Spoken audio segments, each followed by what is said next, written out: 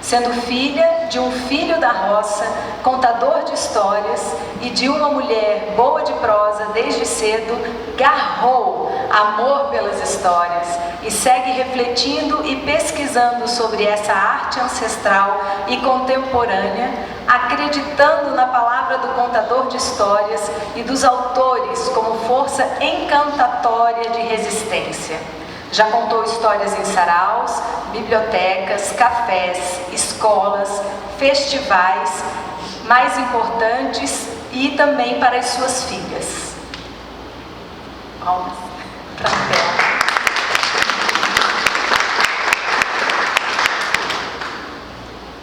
À minha esquerda, o mestre Tico Magalhães, nascido em Recife, tem como formação artística o teatro popular e a música tradicional. Com as mestras e mestres da cultura popular brasileira, aprendeu a tocar, atuar e contar histórias.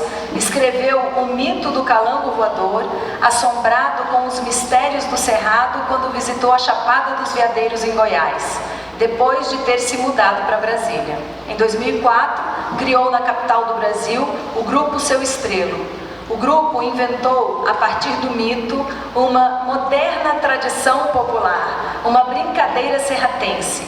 Junto com o grupo Seu Estrelo, desenvolveu um novo ritmo musical, o samba pisado. Além disso, concebeu uma forma peculiar de fazer teatro, batizado de Teatro de Terreiro. Em 2014, fundou o Centro Tradicional de Invenção Cultural, uma escola onde transmite todos os ensinamentos de seus mestres populares e as práticas de sua inovadora brincadeira. Em 2024, recebeu o título de cidadão honorário da Câmara Legislativa do DF pela importância de seu legado cultural, educacional e artístico para o DF.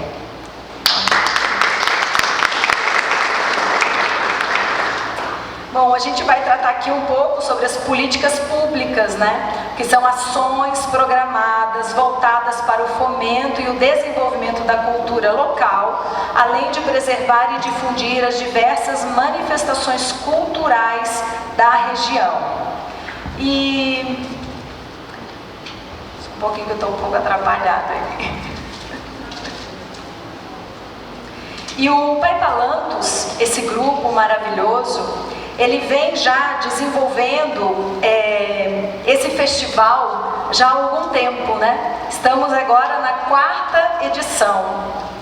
Então, desde 2021, a gente vem trabalhando, né, essa possibilidade de cada vez mais divulgar esse exercício, essa atitude, essa ação, esse ofício do contador de histórias. Em 2021, aconteceu o primeiro festival de forma online. Em 2022, nós já tivemos ele presencialmente e já tivemos também fóruns acontecendo dentro dele, onde a gente pôde falar um pouquinho dessa formação multifacetada, desse cenário onde os contadores de histórias do DF estão, se apresentam, né? Um horizonte mesmo de experiências e práticas. Em 2024, a gente falou um pouco sobre oportunizar essa ocupação de vários lugares para os contadores e também de incluir a figura do contador em editais e perspectivas, né, da cultura. E esse ano nós vamos abordar sobre os possíveis caminhos da valorização do narrador oral e as políticas públicas para os contadores de história. Eu estou meio confusa. Considerando a narração de histórias uma atividade política, onde a experiência de contar e ouvir histórias se torna uma forma de reconhecimento de um campo de disputas simbólicas, abrindo espaços para as reflexões sobre o indivíduo, a sociedade e o mundo, como deve se dar esta valorização? Eu gostaria de abrir então a roda com a fala da Thelma.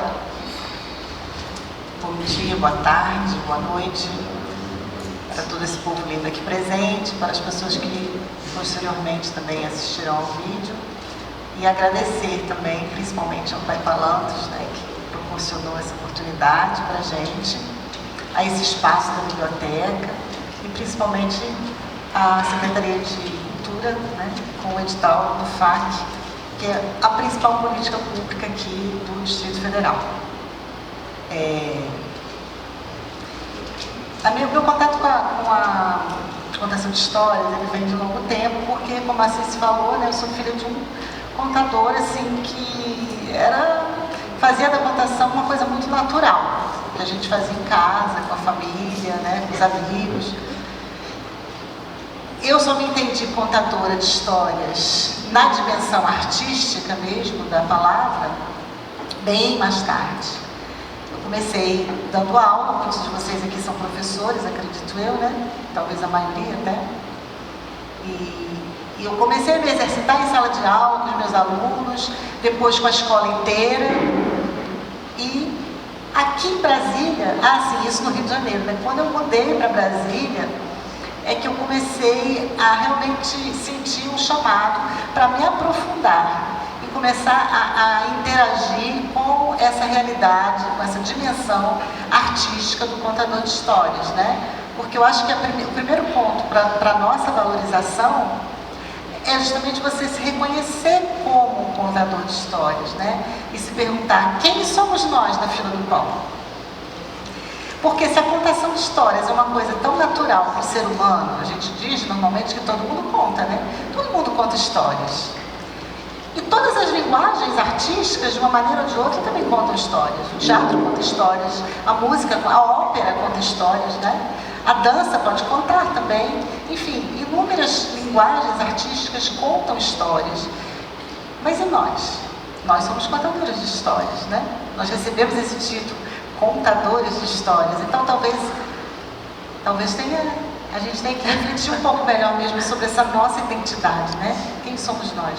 E é essa dimensão artística que eu acho que nos une, porque quando falamos de políticas públicas, nós estamos falando exatamente desse artista da palavra, desse artista contador, que vive, que é trabalhador da arte, que vive em disputa no mercado também de trabalho e que muitas vezes depende das políticas públicas, de fomento principalmente, para que o seu trabalho possa ser desenvolvido.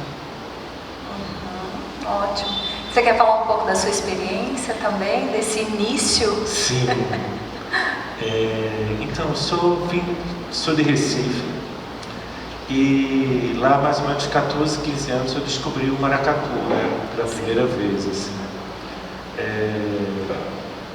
O encontro de maracatu se dava muito perto lá de casa, aí Recife, na Boa Vista, e aí eu vi o maracatu e a primeira vez que aquilo me espantou profundamente, assim. E eu acho que aí eu já trago um pouco essa coisa das histórias, né? Porque o que me chamou a atenção primeiro foi o som, foi aquela manifestação. Eu acabei subindo o morro, conheci o maracatu Estrela Brilhante, aí subi o morro do Alto Zarupinho, atrás deles. E é impressionante como você chega no maracatu, chega nessas tradições, nesses terreiros, né, nesses quintais dos mestres, e aí você começa a entender uma história que não foi contada para você, na verdade, né? Que é a história oficial que contam para a gente. É uma história completamente diferente do que realmente aconteceu, né? Eu acho que isso já me abriu uma dimensão sobre histórias, assim, né? Você, dentro desses espaços, você começa a ouvir falar de heróis, de pessoas que tiveram uma influência muito grande naquela comunidade. Eu cito sempre o exemplo de Maluguinho, lá em Recife, né? Uma figura, João Batista, que teve uma atuação muito forte para o processo de abolição, né? E que essas pessoas nunca vão chegar no ensino oficial, né? Ensinam para a gente que a Princesa Isabel, né, é essa referência, assim. Então é sempre a história de quem ganhou que chega até a gente, né? A gente desconhece a própria história da gente. E eu acho que não é à toa. Muitas vezes é legal que os heróis estejam longe da gente, porque se o herói está perto daquela comunidade, a gente também acha que pode mudar algo, né? A gente também acredita que tem esse poder. Então acho que, começando um pouco e trazendo já um pouquinho dessa coisa da política, né? Porque eu cresci no Maracatu, acabei vindo para cá assombrado com o Cerrado. Acabei escrevendo esse mito que a gente trabalha, né, que a gente cria essa mitologia para a cidade. Uma mitologia que a gente brinca há 20 anos. Ano passado, no Grupo Seu Estrelo, a gente vira patrimônio cultural imaterial do Distrito Federal. A mitologia da gente ela é trabalhada há 10 anos no PAIS. Então vai fazer 10 anos que o grupo ele faz parte ele é um dos assuntos do vestibular da UNB. Então há 10 anos as escolas públicas e particulares tem estudam a mitologia porque é um dos assuntos. E na verdade a cultura popular ela se fez muito paralela a essas políticas culturais, né? Então também só trazendo aqui esse comecinho só para a gente abrir um pouco a conversa, entendendo a força dela, mas também como ela vai se fazendo paralelo a essas culturas, a essas políticas culturais, né, que nunca chegam e nunca alcançam essas culturas, né? É importante, então, a gente referendar que a gente precisa dessa identidade, né? A gente precisa reforçar para o poder público e às vezes até para a própria comunidade, né? Essa nossa identidade, do que a gente está trazendo. E a gente vê que as histórias, no geral, de uma forma geral, elas têm uma preservação de conexão com a ancestralidade, né? E é uma das especificidades dessa linguagem mesmo do contador, né? O contador está sempre indo beber em alguma fonte, né? Em algum passado, em alguma história que é de um herói, que é de, né? Alguém que às vezes a gente não conhece ainda, né? E fazendo essa ponte entre a tradição e os modos de vida urbano, agora na nossa contemporaneidade, com a amplitude e a singularidade dos trabalhos, né, das práticas, das possibilidades que a gente cria dentro mesmo de um mercado, eu fico pensando que o caráter, qual seria o caráter desta linguagem nessas conexões narrativas, literárias, cênicas, educativas, terapêuticas, culturais, sociais, né? Aonde se encaixaria então, né, essa política para o contador, como uma identidade, como um ofício? Pode, fica à vontade, gente. Na minha opinião, como já comecei a introduzir o tema anteriormente, essa criação dessa identidade é uma coisa muito importante. É claro que a gente sabe que todas as linguagens artísticas, elas são, por natureza, intercambiáveis e devem ser assim. É muito bom que um artista seja múltiplo, né, que tenha, enfim, várias habilidades, mas nós estamos aqui no papel de artistas da palavra, de narradores, né, que temos esse ofício, o que pretendemos ter esse ofício de contadores de história. Então nós também temos que saber, porque é a primeira coisa básica, saber quem somos, por que contamos histórias, qual é o nosso papel social, porque temos um papel social, né? A arte, como enfim, qualquer arte tem o seu papel social, mas qual é o nosso? Nós trabalhamos diretamente com a palavra, e a palavra é muito potente. Ela cura, mas ela pode matar também. Então a gente tem que ter muito cuidado com essa palavra. O contador de histórias, é claro que ele faz parte de um universo maior, né? O universo da cena, das artes cênicas, mas me parece que o contador, ele tem essa característica fundante mesmo, que é conduzir a narrativa como um todo, né? Porque o ator, ele tem a parte da dramaturgia, o cantador também, a gente pode entrar numa dramaturgia, pode imitar um personagem, pode trazer a fala de um personagem, pode fazer gestos, pode ter lá um pé no teatro, porque nós temos, na verdade, né? É inegável, as coisas se comunicam, mas a gente não perde o fio da narração. Eu acho que é isso que, de certa forma, nos identifica. E a relação com o público, né? Que é uma relação, se você pensar, claro, no teatro mais tradicional, né? É uma relação muito mais direta, né? É uma relação de escuta atenta. E hoje em dia a escuta é uma coisa que está se perdendo muito, né? Essa capacidade de escuta. E eu acho que quando a gente conta uma história, a gente cria uma atmosfera que muda completamente a qualidade do tempo e do espaço. Então acho que isso é fundante também para a nossa identidade. E claro, às vezes me perguntam, mas como é que se forma um contador? Eu falo, bom, o contador, nós somos tantos, de diversas origens e tão distintos, né, em termos de origem de vida, formação acadêmica, formação artística, práticas artísticas também diferenciadas, cada um de nós tem o seu caminho, né? Mas uma coisa muito importante, que isso muitos contadores também têm que se conscientizar ainda, é a formação, o estudo, a pesquisa. Porque se a gente está falando desse contador, volto a dizer, esse contador artista da palavra, que luta por políticas públicas, que quer se inserir, quer se firmar o seu pezinho como artista, você tem que, não precisa ser uma formação regularizada, não precisa ter uma lei para isso, até como já se tentou fazer aqui, né, algumas vezes no DF. Mas você tem que ter a consciência de que você precisa sim buscar uma formação.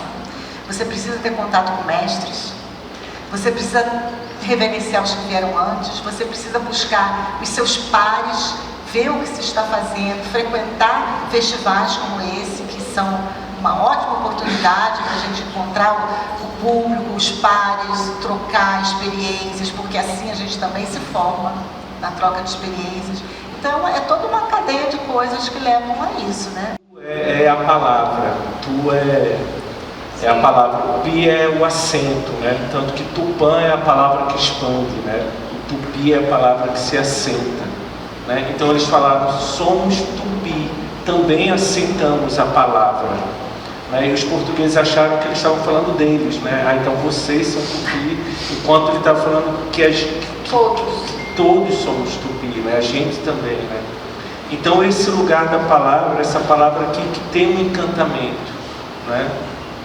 Que ela traz esse encantamento, né? A gente fala muito na cultura popular essa coisa do mistério, né? A gente trabalha muito com mistério.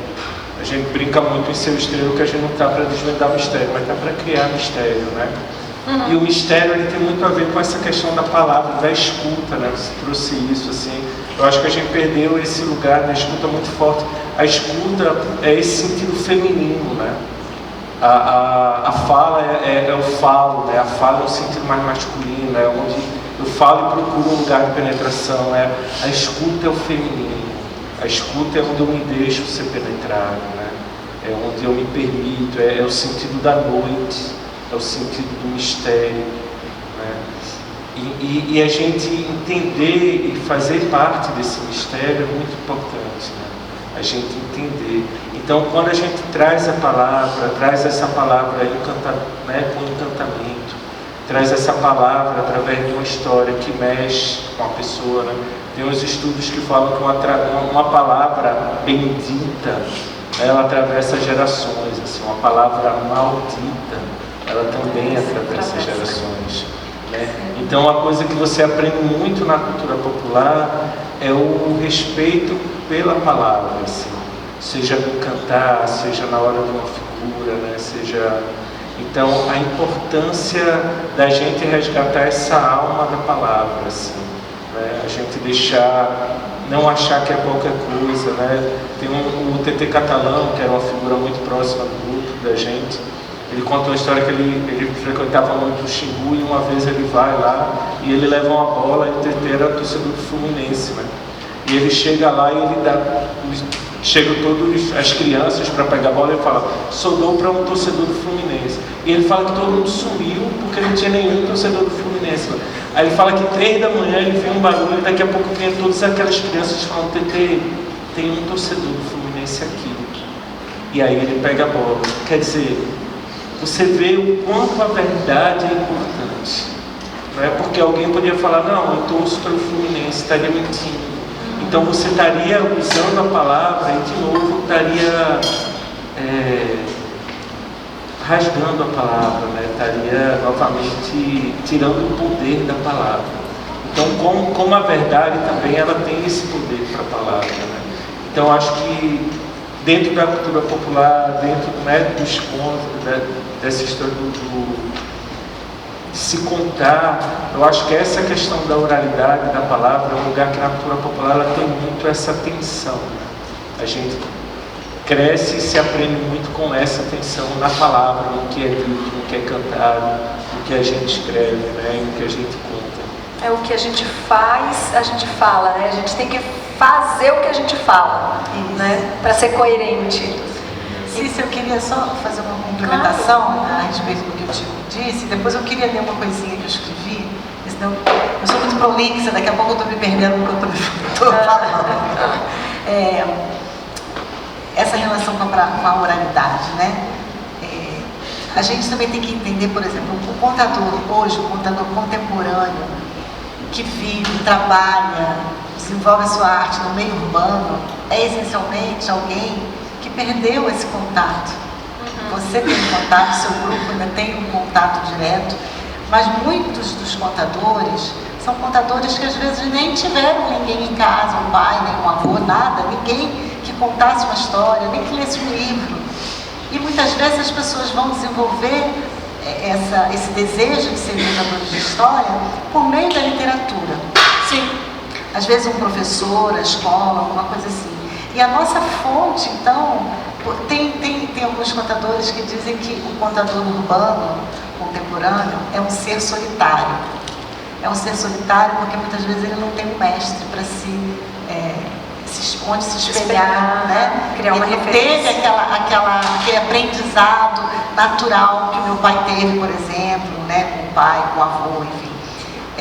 Então nós bebemos muito da fonte escrita, mas mesmo assim, mesmo quando você vai transpor para a oralidade, você tem que ter esse cuidado com a palavra, você tem que reverenciar essa palavra.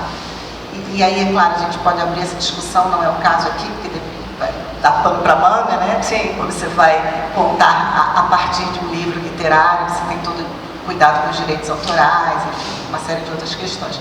Mas o que eu quero dizer é que mesmo se a sua fonte for uma fonte escrita, à medida que você transpõe isso para a oralidade, você tem uma relação diferente com a palavra. E você tem que ter esse cuidado, né? Também de fazer essa palavra com respeito chegar até o seu ouvinte. Bom, e aí queria retomar o assunto da política pública.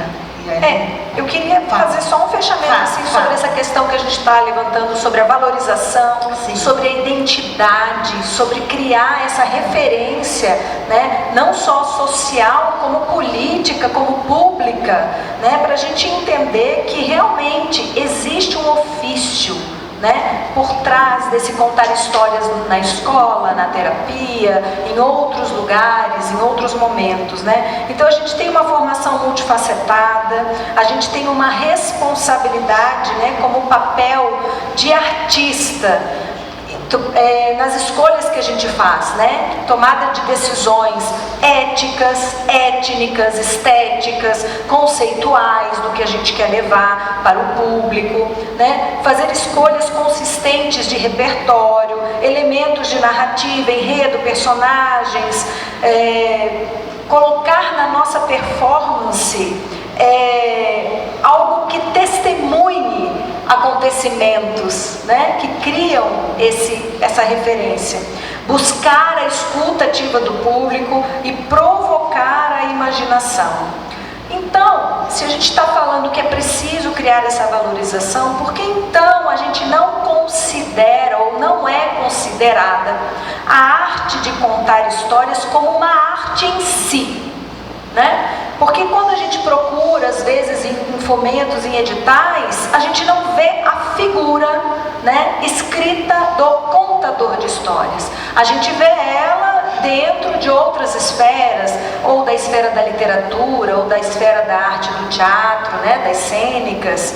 Então, assim, não deve ser considerada, né, como realmente uma arte em si, um ofício, né? Onde é que está essa singularidade, né? Qual é o respeito também que a gente deve dar, por exemplo, depois de tanta pesquisa, tanto estudo, tanta busca, tanta construção, ao ato autoral do contador de histórias? E aí eu fui buscar a descrição do fomento da Secretaria de Educação, Cultura e criativo.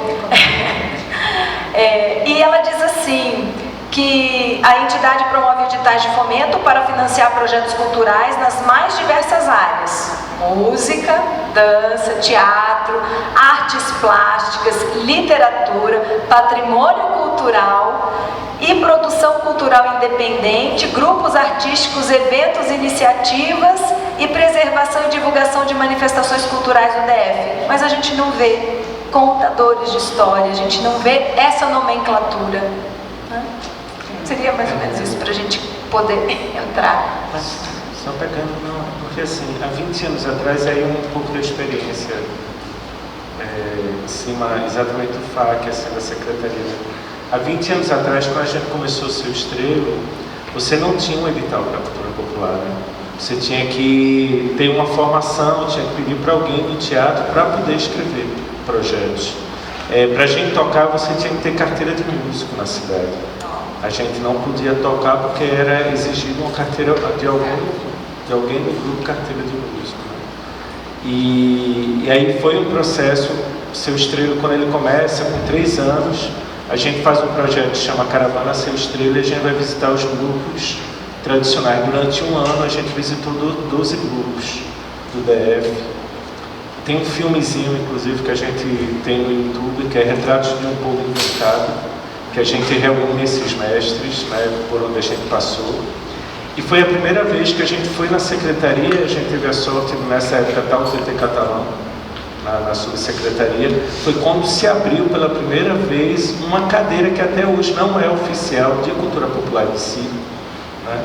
Então, 20 anos atrás, você não tinha um FAQ para a cultura popular, você não tinha, a gente tinha que ter. Então, isso tudo também foi um processo de quebra. E aí eu acho que só esse lugar, né? Eu acho que para a gente esperar do Estado alguma motivação para algum reconhecimento da gente, ele dificilmente acontece, assim, né? Até porque geralmente a política do Estado ele é de quebra, né? Sei lá, um Cláudio Abrantes que está agora, que de repente aparece, mas daqui a pouco é quebrado novamente, né? Então eu acho que esse espaço aqui, esses espaços onde a gente possa se reconhecer, onde a gente possa realmente levar uma demanda da gente para o Estado, né? Foi o que a gente fez criando o Fórum de Cultura Popular. Né? Hoje em dia você tem editais específicos para a cultura popular. Quem é brincante, quem nasce dentro da cultura popular consegue ter um SEAC, que era uma coisa que não existia há 20 anos atrás. Né? Então tudo isso também foi feito muito em cima de uma junção e uma pressão na própria secretaria, né? Mas é isso, né? Assim, eu acho que o Estado, a política do Estado, principalmente porque o Estado ele sempre pensa que não é um problema, mas é sempre a cultura, é o mercado cultural, né? E essa diferença do mercado cultural e a cultura, ela tem né? Então, é mais só para também falar um pouco da experiência da gente, de um começo de grupo há 20 anos, e como foi tendo que ser percorrido muita etapa para que hoje tivesse um edital voltado, para que hoje as pessoas, mesmo que não tenham um diploma de teatro, mesmo que não tenha uma carteira de músico, consiga ter um CA, que consiga ser aprovado. Né? Sim. Verdade. Você quer complementar? Sim. E a gente tem que ficar provando, né, a todo momento que a gente existe. Né, que os contadores de história existem, que a gente está aí. Nós já fomos citados, inclusive, com o termo contadores de história, contação de histórias, dentro de editais do FAQ de anos passados. Mas agora, em 2024, por exemplo, o termo contador de história desapareceu e foi substituído pela oralidade. Ok, oralidade engloba uma porção de coisa, mas não deixa de ser um apagamento, porque nós estávamos lá, ainda que não tivéssemos uma rubrica só nossa. Nunca tivemos. A rubrica sempre foi ligada a literatura, livro, literatura, escrita, oralidade, alguma coisa assim. Então, a contação de história sempre teve lá no finalzinho da rubrica, subordinada à escrita, à literatura e ao livro. O que não é verdade, porque a contação de história sempre foi uma linguagem independente, que nasceu muito antes da escrita ser inventada, inclusive. Né? E modernamente, até por razões históricas também, da retomada do conto em meados do século XX, lá pelos anos 80, 90, aqui no Brasil, na Europa muito antes, mas enfim, ela sempre foi muito ligada ao ambiente escolar, às bibliotecas, e talvez por isso também os projetos que foram criados no início, com o ProLei e tudo mais, tenha criado essa espécie de simbiose muito forte entre a literatura e a contação de histórias. É claro que uma linguagem aproveita muito da outra, mas são coisas diferentes. São coisas diferentes. E aí eu queria ler uma coisinha que eu escrevi, porque senão eu vou acabar perdendo. Pode? Pode. Então vamos lá. Importante afirmar que a elaboração de políticas públicas que contemplem não só o contador de histórias, mas todas as artes, é um dever do Estado.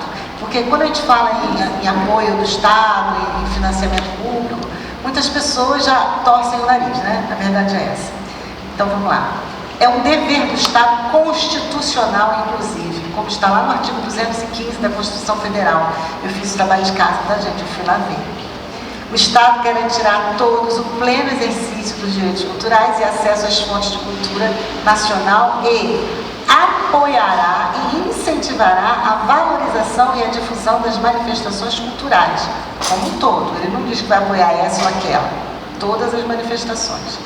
Para tanto, o poder público pode e deve atuar na área da cultura de diversas formas, na contratação direta, por exemplo, ajudando na formação do artista, mas principalmente, e aqui eu quero que vocês prestem muita atenção, na dimensão de fomento.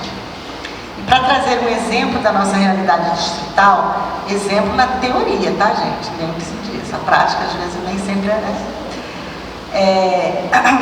da nossa realidade distrital, o inciso 9º do artigo 3 da Lei Orgânica, a famosa LOC, né, do DF, trata exatamente dessa dimensão de fomento, quando diz que entre os princípios do Sistema Nacional de Cultura do Distrito Federal está a valorização de iniciativas de inovação e experimentação artística. Essas duas palavras podem passar despercebidas, mas são muito importantes. Por quê?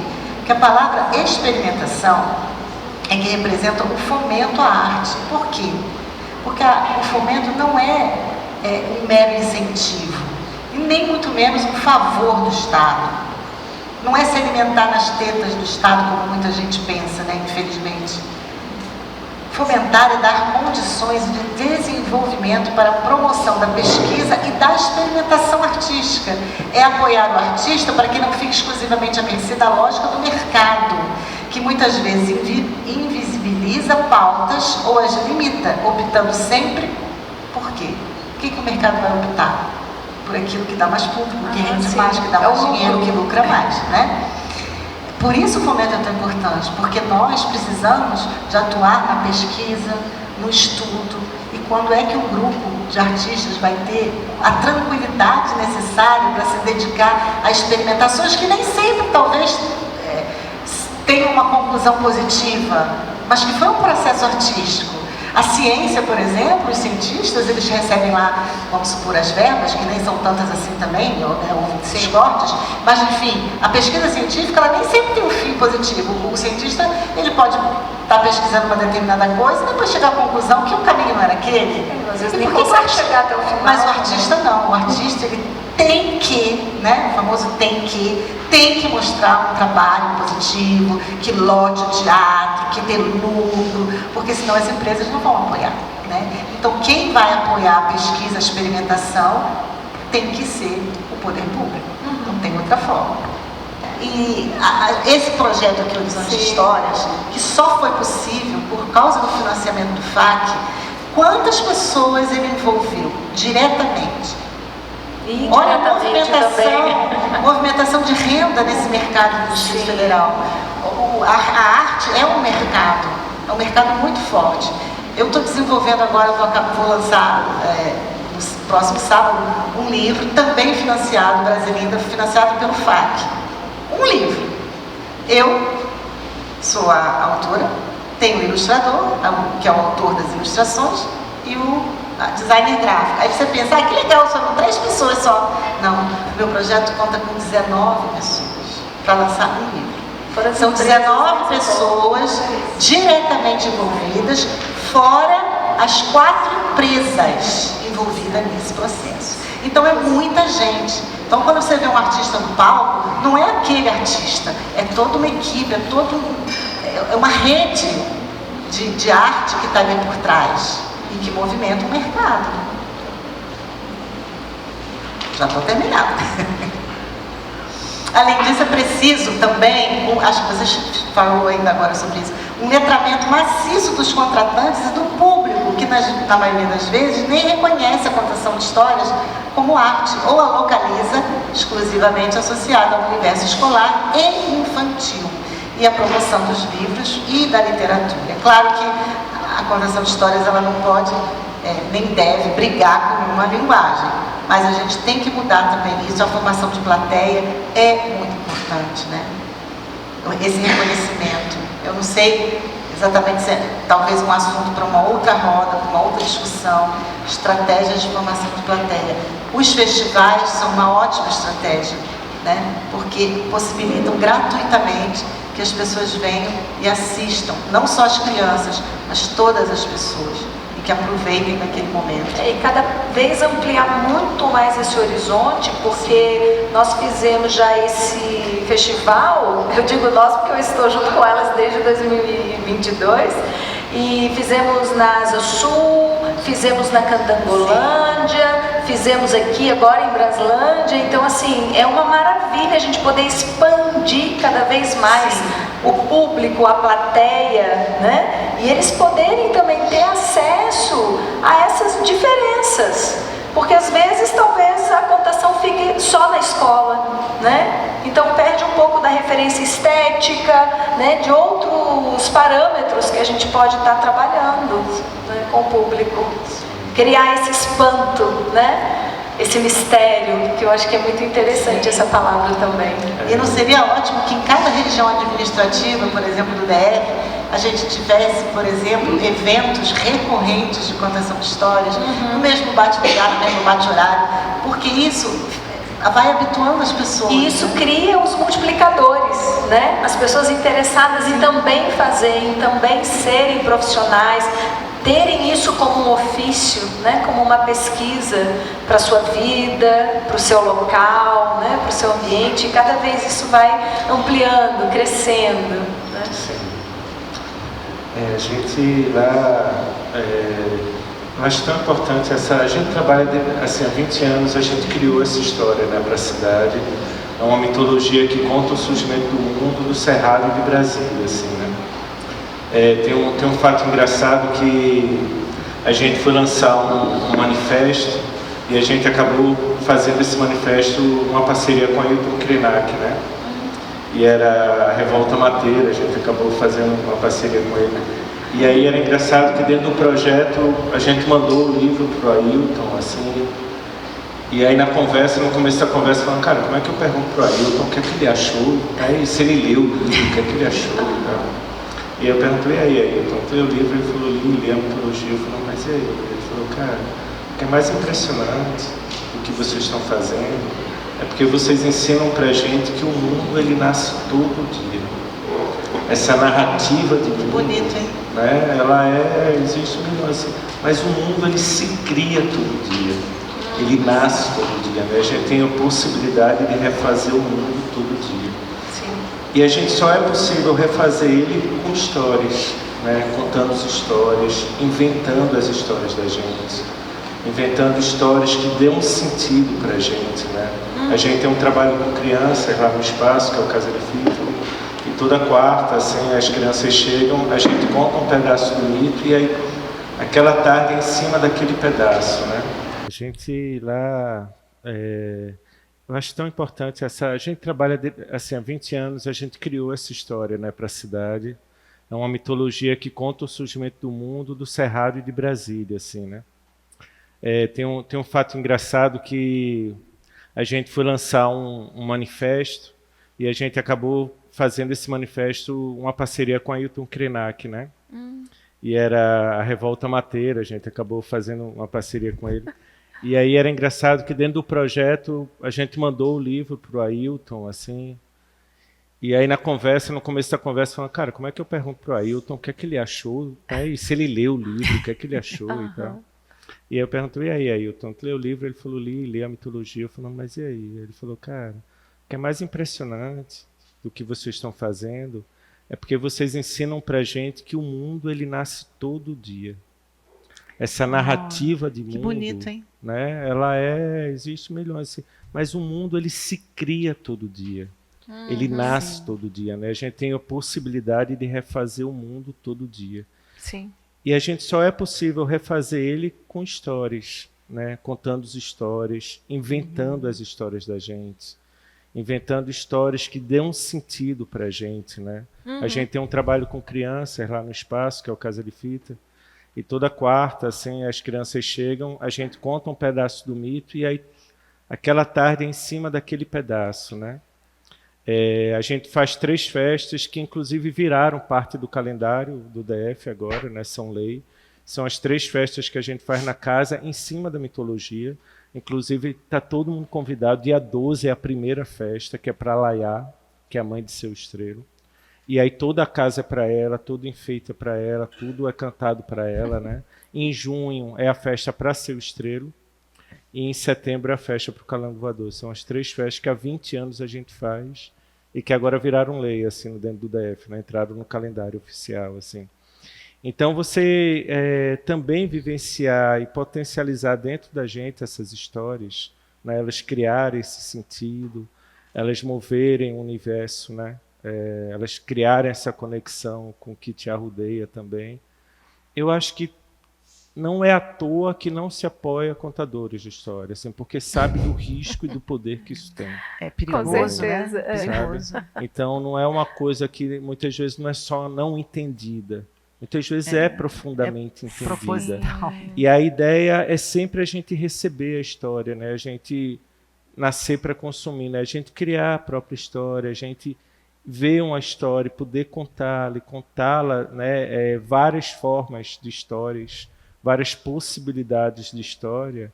Eu acho que isso fortifica muito a gente quanto povo. E eu acho que não é uma intenção muito do Estado ter esse fortificamento, assim, né? Por isso que a gente tem que batalhar em dobro. Exatamente, né? Assim, porque não está no mercado, não é o mercado que te vende, que já te jogando tudo que é para ser consumido, né? É um filme que já vem com brinquedo, com coisa, e você só vai consumindo aquilo, né? Mas a possibilidade da gente saber um pouco mais da nossa história, da nossa verdadeira história, se contar essas histórias e poder, através delas, inventar também histórias, né? Que juntem a gente, que liguem a gente, que diferenciem a gente de quem é de outro lugar, né? E que aproxime a gente disso, assim, eu acho que é muito esse trabalho também, né, É plantar uma semente, né? E quando a gente mergulha nesse mundo simbólico das histórias, que é muito forte, muito potente, a gente entende, às vezes, que as histórias conversam com a gente de uma forma muito peculiar e que nenhuma outra linguagem, às vezes, consegue.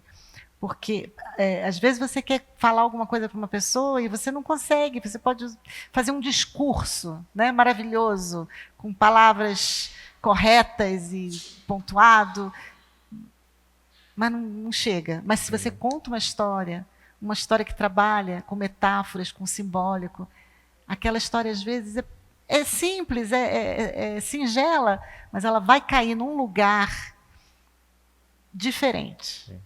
Da linguagem bem comportada, da linguagem do dia a dia, pragmática, né?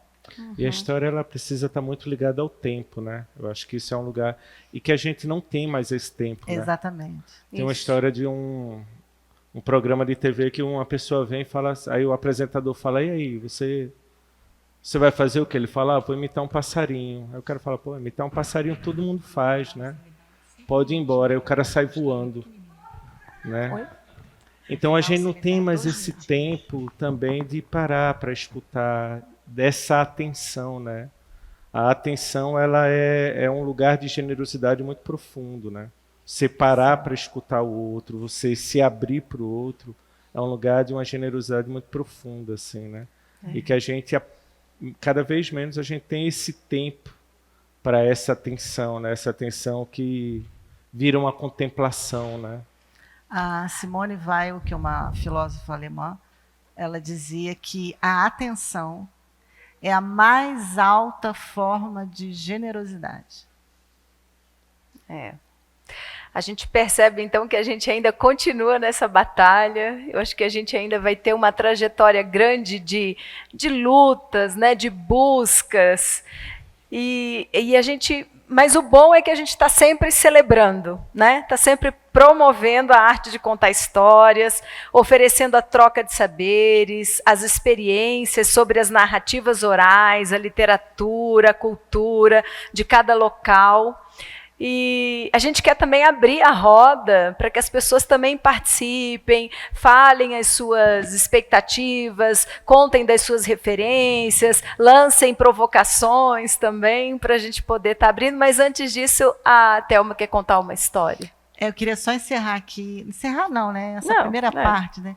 Com uma pequena historinha não, uma pequena história. É historinha porque ela é bem curtinha mesmo, bem pequenininha.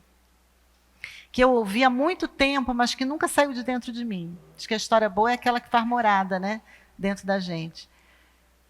E, bom, vamos lá. Era uma vez um explorador que resolveu fazer uma pesquisa com uma comunidade aborígene. Essa história aconteceu bem longe da gente, lá na Austrália. E esse explorador, ele foi acompanhando esse grupo de aborígenes com um caderninho onde ele anotava tudo.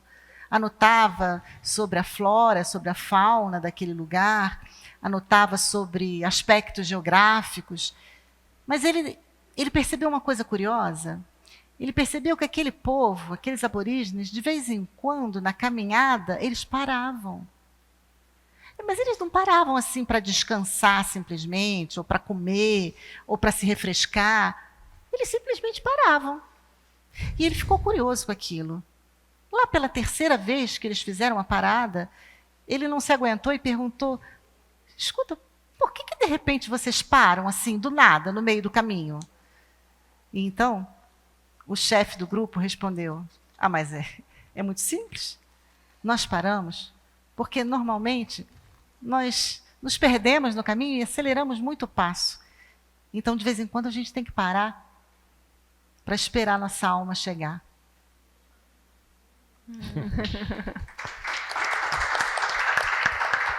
Obrigada. É isso, né? Contar é isso, né? É esperar um pouco a nossa alma chegar. Sim. Se alguém quiser participar, tem um microfone, né, à disposição. Tá ligado aqui? Tá ligado, Lucas? A gente está sem um microfone sem fio, então eu queria pedir para as pessoas que quiserem participar virem até aqui, né? Porque aí vai facilitar. Rose. É só por conta da gravação. É por registro. Né? A gravação seria melhor a gente ter alguma coisa falando aqui.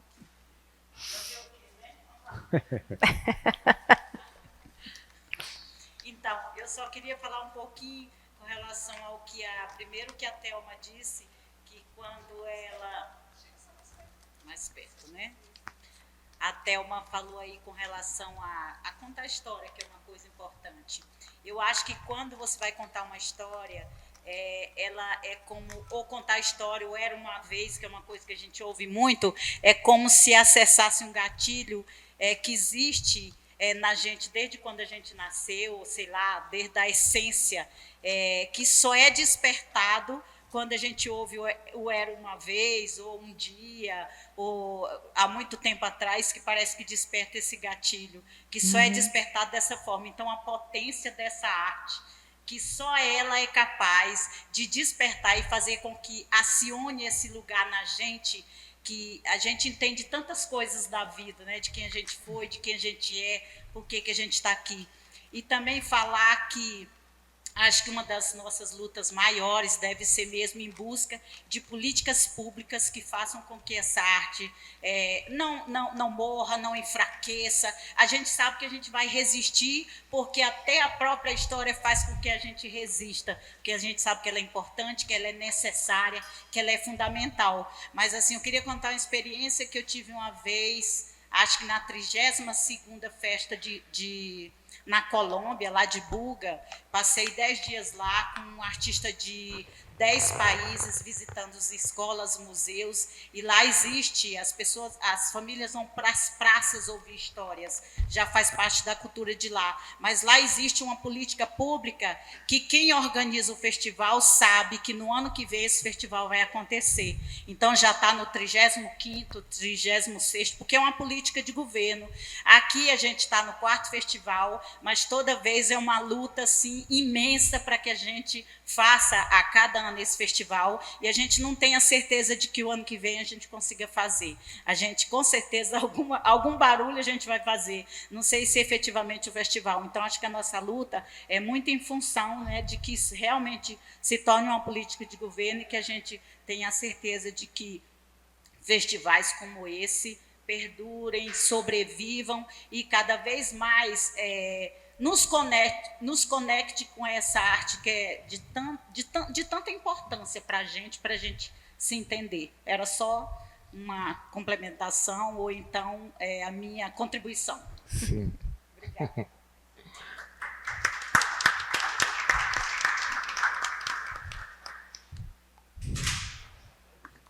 colocar, antes de tocar lá para a mesa novamente, né?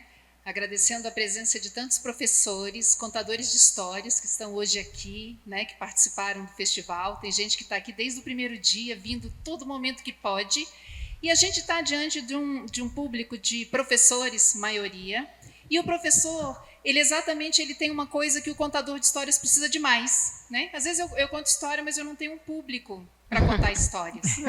Né? E o professor, ele tem esse público todo dia. Público cativo. Né? Todo dia ele está ali, falou, puxa, o público eu tenho. Então, assim, da importância também desse trabalho do professor, independente de ele ser um professor de literatura, de artes, eu posso ser um professor de matemática, como mostrou o Malbataan, né?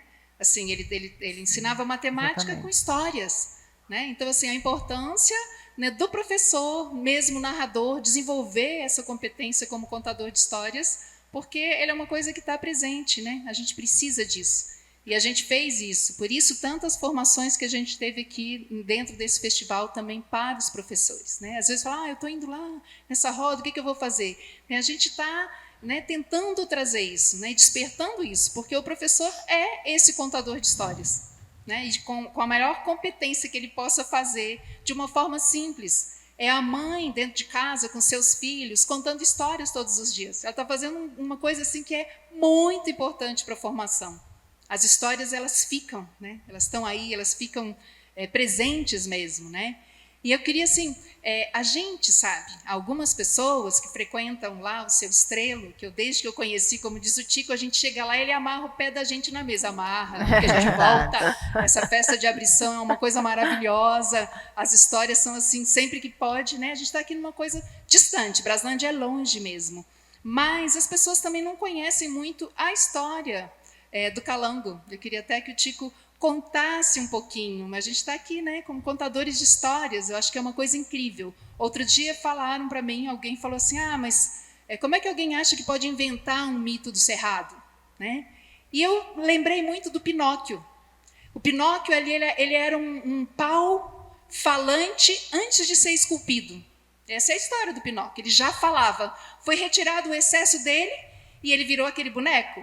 Né? Então, para mim, o mito do Calango, por mais que seja uma invenção do Tico, é uma invenção, claro, de um grupo a partir das oficinas das coisas, mas ele já existia, ele já estava aqui. Só foi uma coisa assim de descortinar, de abrir e deixar ver aquilo que é a nossa história, que é uma história, né?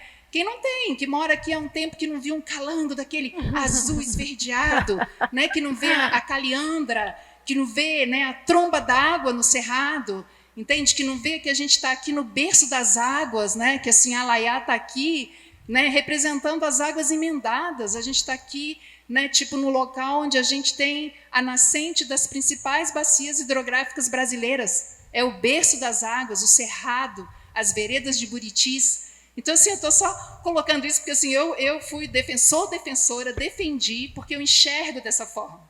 Entende? Esse mito é do Tico, mas ele também é nosso, né? E foi a partir das oficinas que continuam acontecendo e com o grupo, e eu acho isso muito, muito importante, que a cultura popular, para ela realmente se manter viva, não é eu fazer uma coisa assim e resgatar uma coisa como se ela ficasse intacta, né? Como dizia a minha orientadora lá, Cléria Botelho, ela falou, quem resgata é o bombeiro.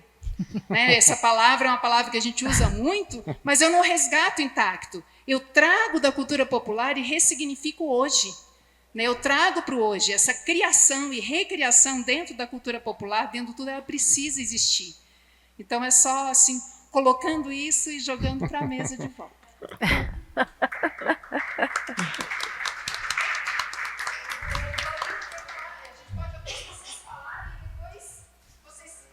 Tá.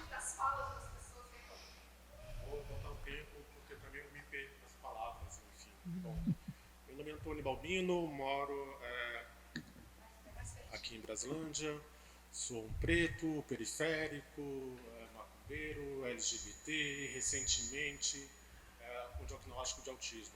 Né? Eu sempre quis inventar um mito, também uma história mitológica, tendo essa coisa, mas aí, enfim, falta de competência também, não consegui criar esses mitos, mas criei algumas histórias, né? Por exemplo, Brasilândia, para mim, é muito importante esse território. Né? Para mim, Brasilândia é o centro do mundo. Eu tenho um mapa mundi que eu fiz, que Brasilândia é esse centro do mundo. Eu sou roteirista. Todo e qualquer trabalho que eu apresento, não interessa onde que seja, não interessa o formato, esse formato vai ser aqui em Brasilândia. Eu vendi um roteiro que o principal aeroporto ibero-americano era aqui em Brasilândia. Recentemente descobri que há uma pista de pequenos aviões aqui próximo. Né? É quase vir mesmo. Está longe do microfone, na verdade. Dentro dessa importância, que pelo menos na minha cabeça existe, né, e só para existir na minha cabeça, eu acho que já vale a pena, né, eu perpetuar isso. Quando teve o quase atentado, a formação do atentado à igreja, ali, né, numa época bem pesada, né, eu falei, gente, é a coisa mais natural do mundo, para esse mundo geopolítico louco que a gente está. O primeiro atentado em Nova York, o segundo atentado na Europa, é lógico que seria Brasilândia. Faz sentido? Sim, Todo. claro. Pelo menos na minha cabeça faz. Assim, eu lembro que as pessoas começaram a mandar notícias. Você viu da igreja? Eu sei, Ótimo. Importante. É aqui o próximo grande atentado. Bom, eu ando, e aí eu vou jogar para a mesa. Né? Antes disso, eu preciso parabenizar o grupo. Eu sou tão fã de vocês. Assim, meu processo de formação também já passa por vocês, passa por essas oficinas, né? Passa por outros espaços de contação. Onde vocês estiverem, eu vou estar junto. Assim. Se acostumem. E aí vem a questão agora para a mesa. Como eu sou de Quebrada, a arte para a gente é tido, no meu entendimento pelo menos, quase uma coisa que não pertence a nós. Assim. Eu digo que aqui em Brás assim, é um absurdo a gente não ter uma perspectiva de vida, de renda, que parece que não embarca a arte. Eu tenho feito nas minhas falas pelas escolas que eu estou tentando incentivar primeiro o pai. Né? O pai do aluno, e aí eu tenho vários parceiros aqui, vários professores que além de amigos e pessoas que eu gosto tanto, são parceiros também nessa onda. Para eu dizer que eu tenho para o meu aluno, para ele ser roteirista, eu incentivo ele a dizer para o pai dele, dizer, olha, um roteiro custa tanto, isso é renda, é uma maneira também da gente dizer, para mostrar para os nossos alunos e mostrar para os pais dos nossos alunos e dizer, olha, essa porra aqui dá dinheiro, mano. Saca? É dessa forma que a gente pode botar a panela para chiar, que eu acho isso importante. Aí vem a pergunta, e aí, porque eu também tentei jogar essa questão de renda, como que a gente consegue incentivar, sabe? Mostrar esse incentivo também para os pais dos nossos alunos, né? Que a arte, entre tantas outras coisas, também é meio de subsistência, também é renda, também é dinheiro. Fiquei sem ver o tempo, então se eu tiver que ultrapassar o tempo aí. Obrigado. Você quer emendar? Tá bom. Boa tarde, é muito prazer estar aqui com vocês. Muito grata ao Pai Palantos e toda a equipe de promover um festival desse. Eu acho isso de uma importância fora do comum. E eu acho que o que a gente está celebrando aqui hoje, gente, nós estamos celebrando uma coisa importantíssima. Antes de eu falar o quê, eu queria dizer o seguinte: o que é política, né? Se não organizar. Então, quando o Tico. Quando o Tico, perdão, eu sou de Brasília há pouco tempo e aí eu erro nos nomes às vezes. Quando ele traz essa ideia de que não foi assim que a gente conseguiu, a gente teve um grande percurso, porque a política, principalmente a política pública, se faz com demanda. E quem demanda? Tem que ser a sociedade. E que exercício a gente está fazendo aqui hoje? Um exercício de democracia, gente. Isso aqui só acontece em democracia. Como é que a democracia funciona?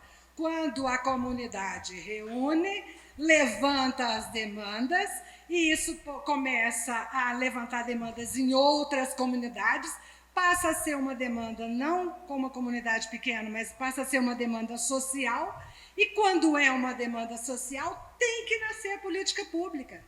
É justa a reivindicação de uma política pública específica para os contadores de histórias? Porque quantos anos o Pae Palantos tem de atividade em Brasília? 15 anos. Eu tenho 30 anos de estudos na academia, embora reconheça que o contador de histórias não pertence só à academia, pelo contrário. Sim. Mas a academia precisa entender o que significa a cultura popular. A academia precisa absorver essas demandas sociais, principalmente quando está ligada à licenciatura. Então, a responsabilidade dos professores, que já têm um público, como a Aldanei colocou, eu acho fundamental. Como é que a gente vai conseguir? A mesa vai se encarregar de complementar essa resposta sua, mas é exatamente o trabalho que você começou a fazer.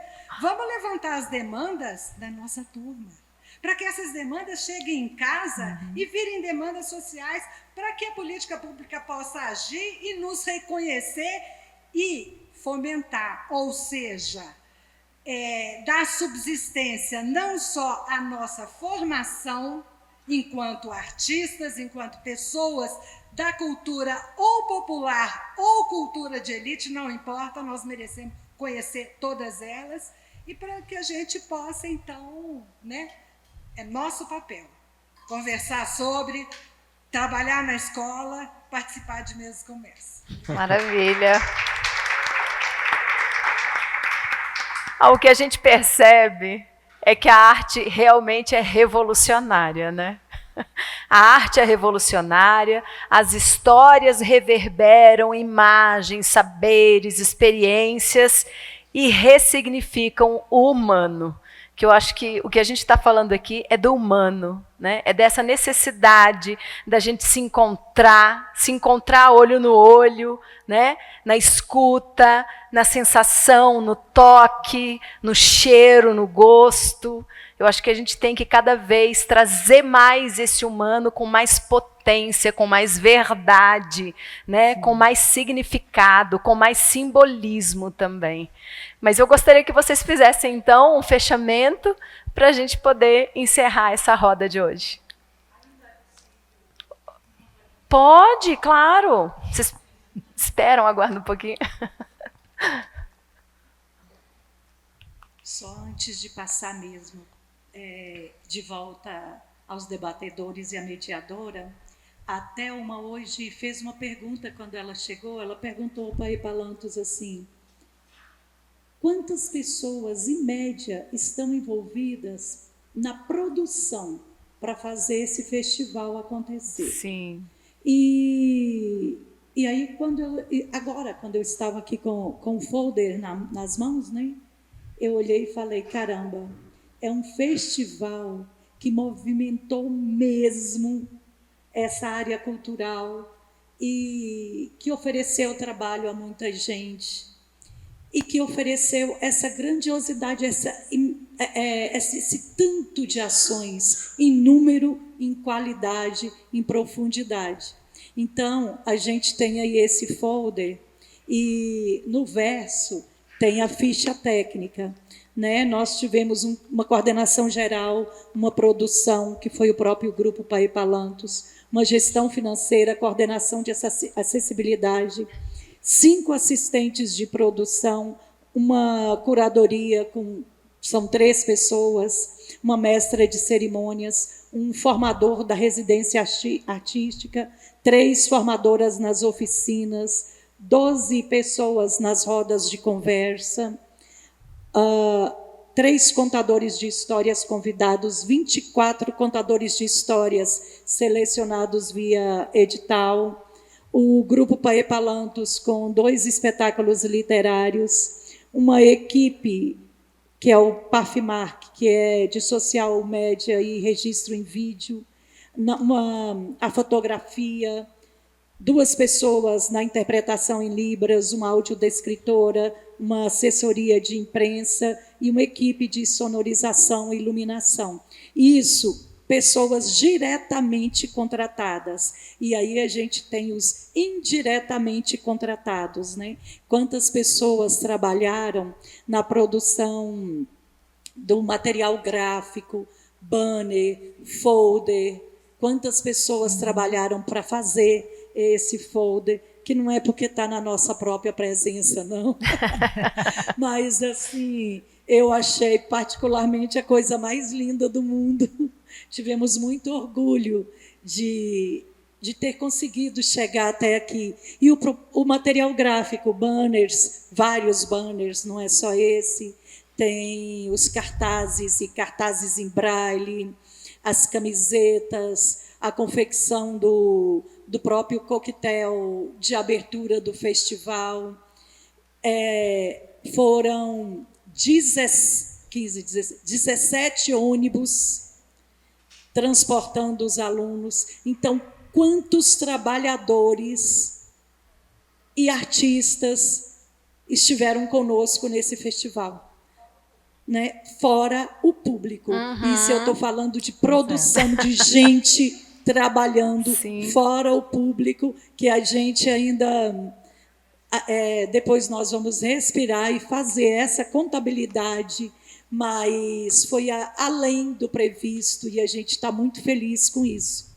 E daqui a pouco, logo após essa roda de conversa, às 19h30, a gente encerra o festival lá na arena do Lago Veredinha, né? Vamos abrir assim, encerrar assim, a céu aberto, esperando todo mundo lá. Nós vamos receber mais estudantes também. Esperamos todos vocês para celebrar com a gente essa grande festa, esse grande festival que ainda está sendo e que vai reverberar por muito tempo.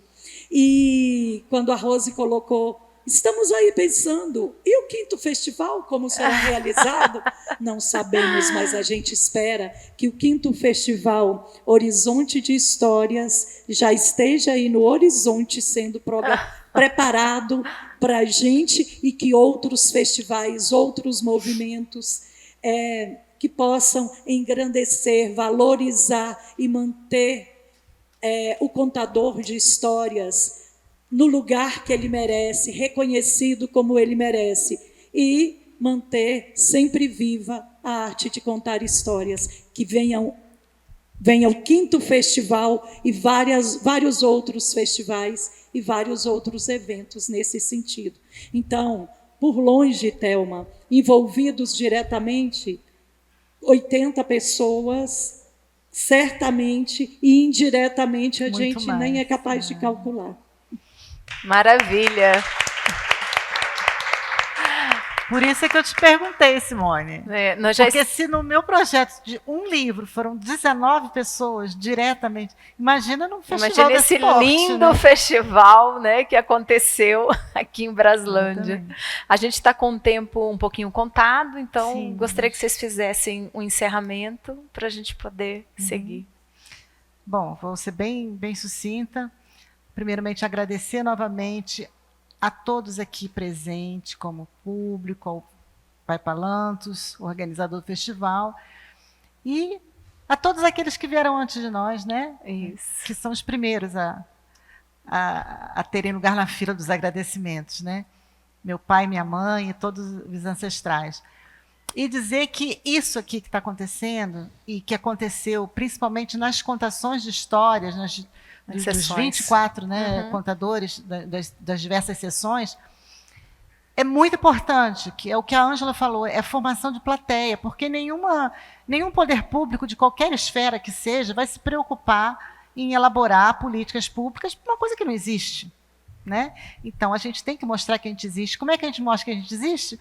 Formando plateia, tendo para quem mostrar a nossa arte. Então, isso é muito importante. E esse festival localizado, os festivais regionalizados, enfim, os eventos regionalizados, são muito importantes porque eles fixam também aquele grupo. Porque durante um certo tempo, né, foram 15 dias, né, de festival? 2 semanas e meia de festival no mesmo local. Isso cria uma divulgação grande, né, ampla, mais efetiva naquele local também, né? Também tem esse aspecto. Então é muito importante isso, gente. E dos próximos vocês divulguem bastante aí. Muito obrigada. Eu não sei, eu consigo contar só um pedacinho do tem tempo assim do só mito? Não sei.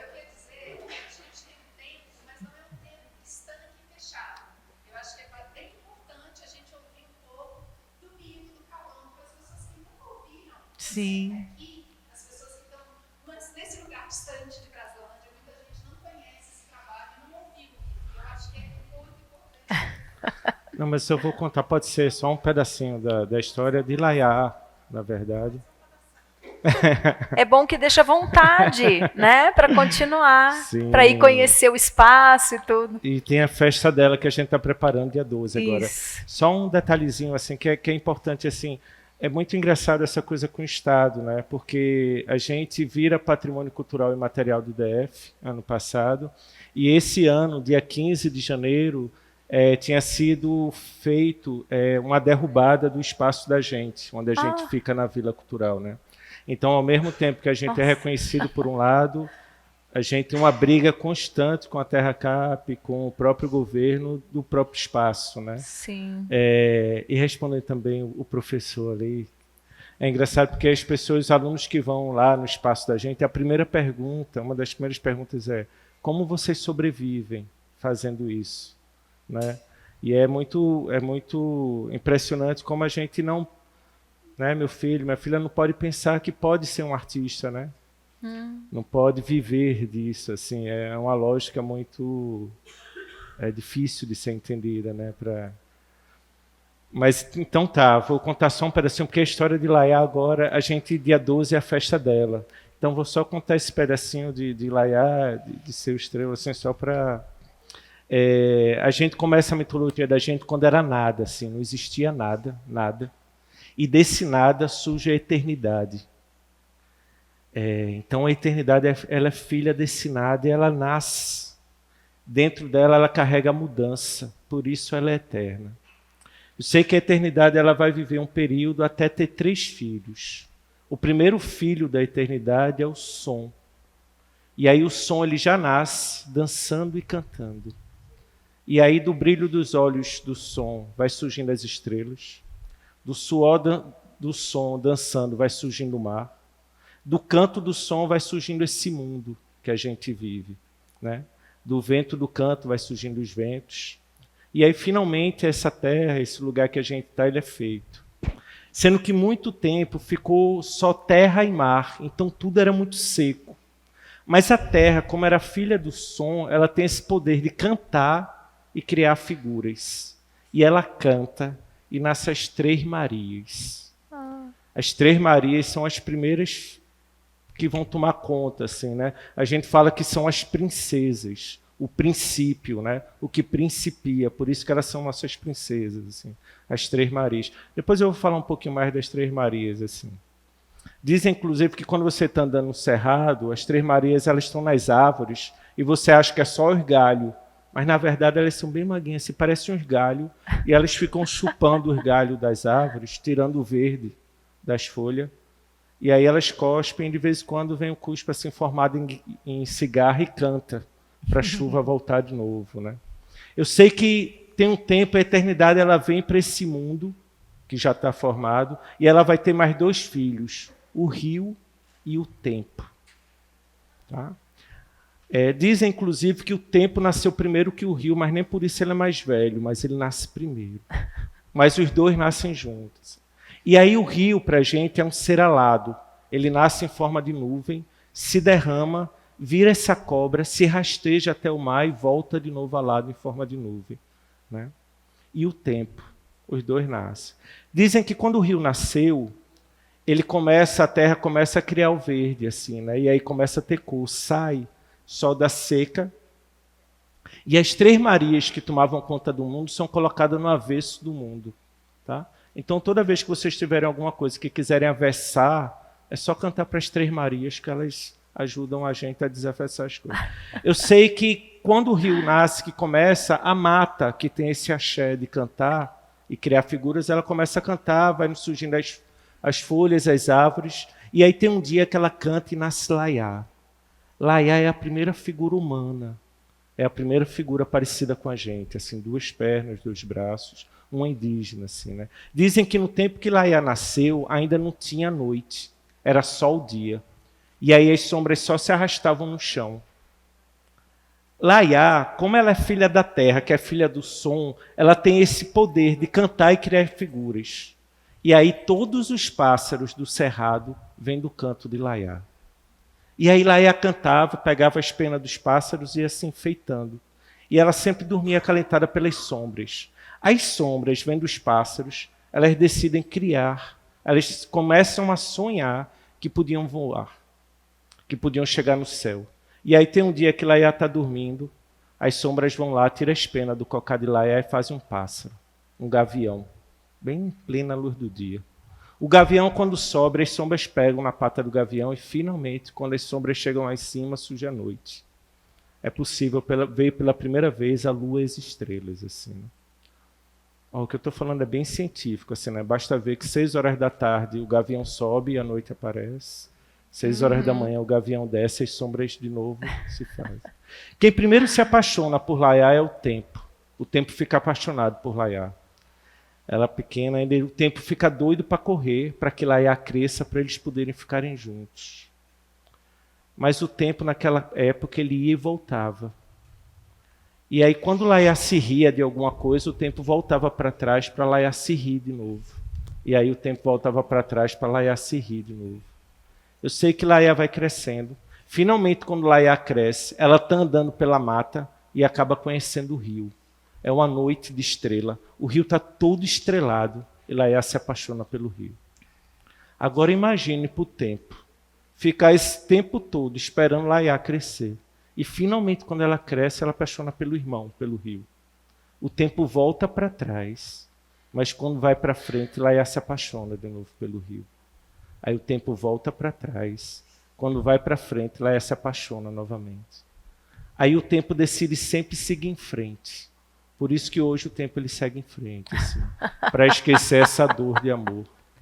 Uma das provas de que o tempo e o rio são irmãos é que são as águas e o tempo que ajudam a gente a curar qualquer coisa.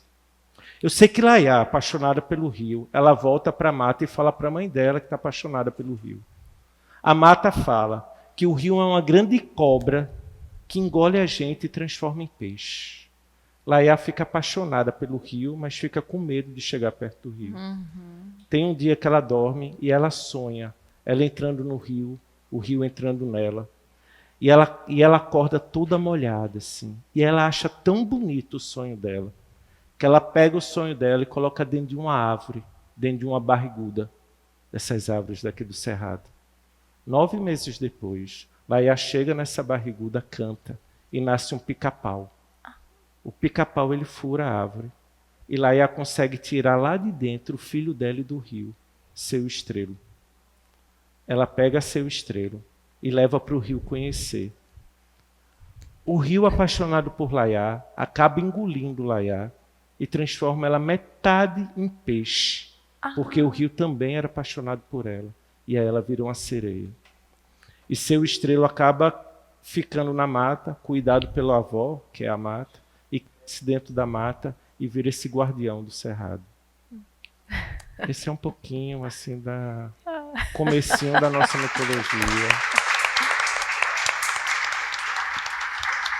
E aí é para essas figuras que a gente vive, assim, é para essas figuras que a gente toca, é para essas figuras que a gente festeja, é para essas figuras que a gente faz festa, né? É para essas figuras que a gente trabalha e tem nosso trabalho, assim. Aquilo que tinha falado, eu acredito que assim o cerrado, a brincadeira, a gente acha que a gente faz a vida, mas na verdade a vida se faz por a gente, né? Então as histórias elas estão aqui, assim, né? Cabe a gente abrir, se escutar e tal. Provavelmente se não tivesse criado essa história, alguém criaria. Podia até ser outro nome, não podia ser Laiá, Seu Estrelo, podia ser outro nome, mas com certeza ela surgiria, assim, né? Porque ela está aqui, ela está na Terra, ela está nesse espaço, né? A gente poder dar mais ouvido para a própria natureza, né? A gente muitas vezes fala do humano, a gente fala muito dessa relação humana, mas a gente toca e faz festa não só para quem a gente vê, não só para as pessoas humanas. A gente toca para o rio, a gente toca para as árvores, a gente toca para o vento, a gente toca para os pássaros, né? A gente tenta criar uma relação não só humana com as coisas, mas com o nosso local, com a nossa terra, com o nosso espaço, assim. Acho que o coletivo ele está nesse lugar, né? E as histórias têm que ser contadas também para os humanos, mas também para o mundo, para o rio, para esses seres também. É isso. Maravilha. Gente. Obrigado, é exatamente isso que fecha aqui a roda do 4º Festival Horizonte de Histórias. As histórias contam o mundo e o mundo é feito de histórias.